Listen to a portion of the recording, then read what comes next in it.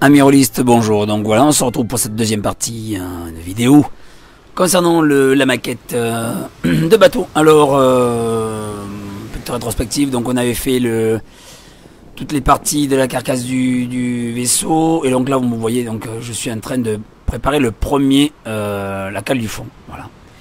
Et donc, cette cale du fond, on va utiliser le carton identique. Hein. On aurait pu utiliser du carton plus fin. Vous comprendrez un petit peu plus tard que c'est. Je vous ai parlé d'utiliser le carton boîte à chaussures parce que c'était peut-être plus pratique parce qu'on n'avait pas besoin d'avoir des épaisseurs.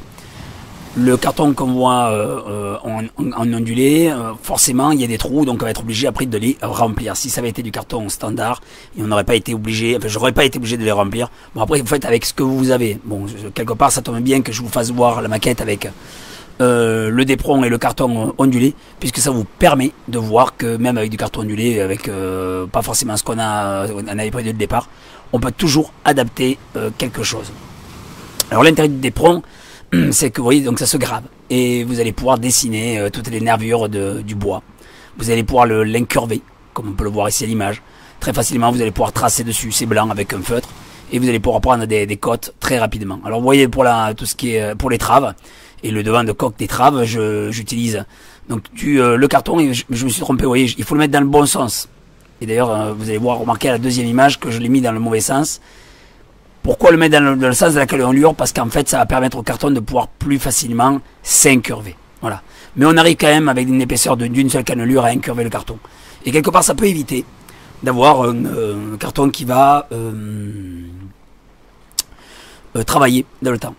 Voilà, donc après une fois ceci collé à la colle blanche vinylique, on peut soit le coller à la colle chaude, ou alors le coller avec de la colle vinylique blanche. Voilà, donc bâton de colle chaude ou vinylique.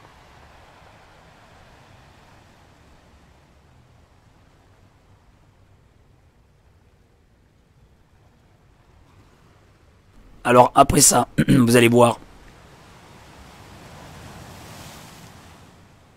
Donc je vais vous parler des trous par rapport au carton cannelé avec la cannelure. Donc tout simplement avec j'ai découpé, en fait j'ai défait un carton, le même carton, hein, j'ai tout simplement récupéré une couche. L'autre couche va me servir de récipient pour la colle.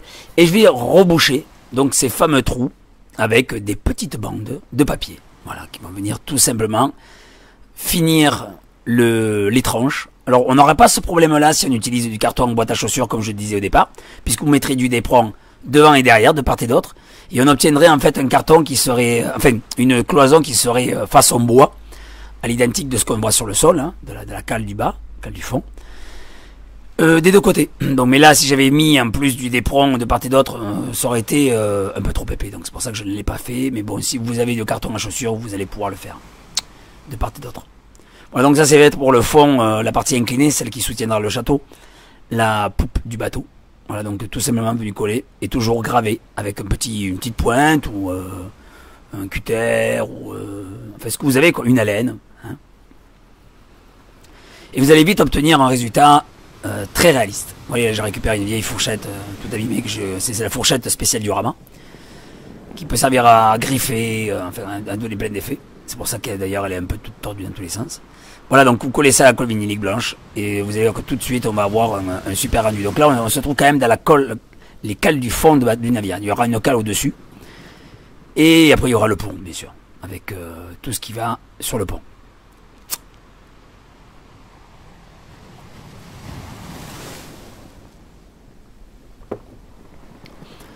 L'arrière du navire va être fait évidemment de la même façon, hein, avec du dépron.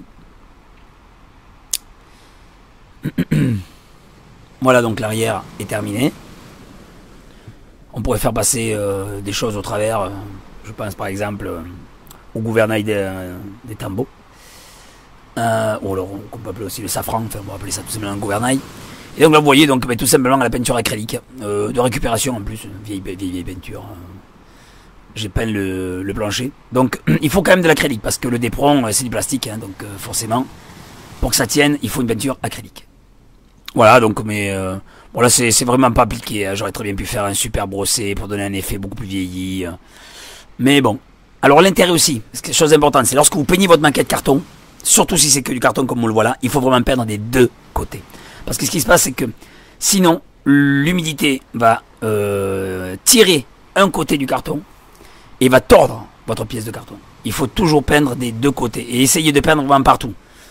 Vraiment partout. Ne laissez rien sans peinture parce que juste en séchant, la peinture va déformer la matière. Surtout de l'acrylique en plus.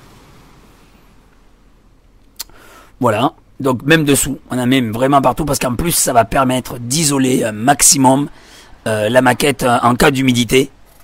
C'est vachement important de peindre à l'acrylique parce que ça donnera de la longévité, ça fera une sorte de vernis pour votre carton. Voilà, il sera protégé et il risquera moins de bouger aux intempéries. Bon, bien sûr, ça restera quand même une maquette à laisser dans un endroit à peu près sec. Hein. Faudra quand même pas laisser traîner ça n'importe où dans un garage à l'humidité. Hein. Voilà, donc vous voyez, donc bon, je fignole, mais très grossièrement. C'est vraiment pas appliqué. C'est pour faire voir que bon, on peut obtenir quelque chose de correct. Une maquette comme ça, vous pouvez la faire dans la journée, quoi. Voilà, il faut une grosse journée, vous pouvez faire une maquette. Voilà, les 2 jours pour vraiment bien la peaufiner, quoi. Donc voilà, une fois sec, et bien il faudra travailler donc la partie avant du navire avec la figure de proue. Et donc là, bon, j'ai fait vraiment ça au hasard. Hein. Je vous parle souvent de l'inspiration par la matière, et c'est très vrai. Hein. Je pars pas forcément d'un plan. Je me dis bon voilà, c'est un petit peu comment me guide la matière, c'est au feeling. Bon après c'est vrai que je peux très bien dessiner quelque chose par anticipation et me référer à cette chose-là, mais j'aime bien travailler comme ça quand je fais un navire ou un décor, y aller un petit peu au feeling sur l'émotion, et cette émotion elle vient avec l'émotion du moment, de l'instant, mais aussi la musique que j'aurais mis. Voilà, la musique va aussi inspirer pas mal, donc n'hésitez pas à mettre une musique en adéquation avec votre création, ou alors en désadéquation, pourquoi pas, justement pour ça pourrait peut-être surprendre votre créativité, mais souvent ça peut venir nuire à l'ensemble et à la cohérence du sujet de destination. Voilà, donc là, ben, vous voyez, des prongs, c'est vraiment super parce qu'avec une toute petite pointe, on peut carrément le graver, faire des petits dessins dessus, qui vont ressortir en fait après en brossage à sec, avec différentes nuances. Voilà. Donc c'est des prongs, et je vous ai proposé de le fixer sur du texon. En parlant du carton, vous allez voir là dans les images qui vont suivre, je vais vous parler de texon, qui est un carton qui ne bouge pas l'humidité, donc qui est très intéressant, mais qui est un petit peu onéreux. Hein. Mais toutefois, c'est vrai que si on fait une maquette qui est amenée à bouger, à être mis un petit peu dans des endroits pas trop secs, c'est vrai que le texon, c'est mieux que le carton. Voilà. Mais bon, en l'occurrence, là, je parle du dépron. Donc ce fameux dépron qui est facilement travaillable, puisque c'est du polystyrène extrudé, il n'y a pas de petites boules, donc on peut vraiment faire des choses superbes.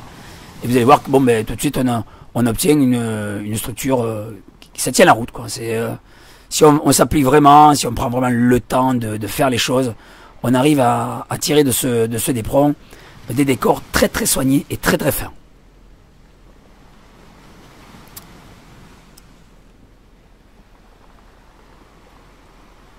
Voilà, donc à l'image on parle de quelque chose de très fin, donc on peut le voir. Bon, voilà, vous avez vu, j'ai gravé ça très rapidement. Petite tête de dragard, j'aurais très bien pu même carrément le découper dans le dépron. Bon, j'ai pas voulu me prendre la tête. C'est à vous après hein, de vraiment expérimenter cette matière. Vous allez vite comprendre que ça se travaille très très facilement et qu'on arrive à obtenir des choses très réalistes et esthétiques, quoi, très rapidement. Donc je vous mets cette figurine là pour que vous vous rendiez compte un petit peu des proportions. Donc on a un navire d'une taille raisonnable, hein, donc ça peut ressembler au premier abord à une sorte de grosse barque pour une figurine bien plus grosse que celle que je vous présente, mais en fait non, vous allez voir que sur les proportions, au final, vous allez obtenir quelque chose de très sympa et esthétique et cohérent. Le texon, je vous en parlais, le voilà. Donc ce fameux texton, c'est du carton, hein, spécifique pour la chaussure. Vous en avez partout dans vos glaces, on en met partout.